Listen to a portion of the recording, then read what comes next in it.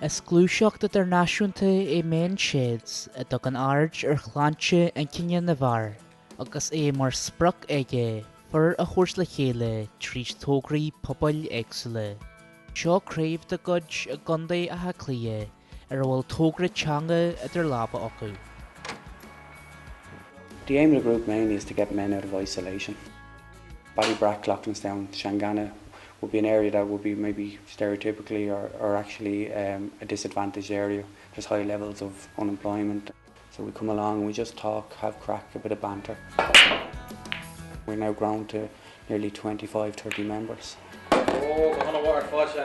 We'd have people here on a daily basis, in the morning and in the evenings.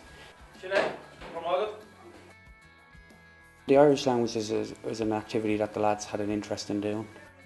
They've just kind of carried it on then through the shed. Did you go out on Yaki?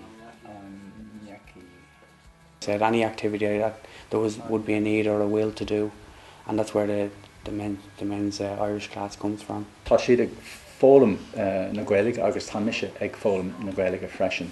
An raibh sé chuir sneachta I Ballybrack. In thosaí mé le chéile an bhíonn seo caite in íbhil. Tá mé le chéile fós ag teach le chéile ar bháin sa seachtain. Ag airí go maith leis an Gaeilge ag déanamh chorá le chéile seo caite. Talking about last weekend. I've been on crack again. Group of the Dini Egsula, Gachsais Dinya Tasa group. Agus Norda being Dinya Jane Batoon Mar Hampla being Gaira Fuhu exag Maga Fuhu an cardio like an Kena. Kian couple ishti so lasagna. Gistí mud cúis fólamthe na bhar. Tá mé ag fálam na Gaeilge, tíos go bhfuil má gar inian agus má finál ag dul go dtí Gael Scoil. Cuid da culture agus Iraqi. Níor thosaí mé ach trí seachtaíonn ó shin agus tá mé ag iarrainn go maith leis. Tá mé ag fálam na Gaeilge tuis go bhfuil súm mór agam sa teanga agus sa cultúr ann. Bhí mé ag obair sesanna. Bhúil mé go leor daoine ó Gaeilge maó. Tá mé ag fólam Gaeilge ó shin. Bhfuilm a bheith ábalda ma teanga féin a labhairt.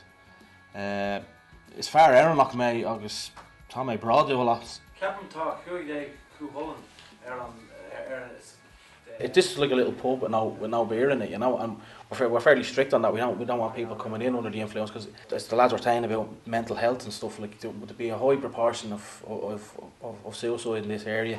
There'll be a fair amount of drug abuse, there'll be alcoholism and all that, and mental health is something that's not really taught. You know, blokes don't talk about stuff like that. You know what I mean? And you know, but it isn't the reason for this group to be in existence, but it does have a positive effect. You know, you're going out, you're meeting, even if you're only coming in here for a half an hour, 20 minutes of game of pool, you're meeting people. You can have a great crack in here of an evening and wake up the next morning fresh as a daisy, you know, so, which is a new experience for a lot of us, myself included, you know.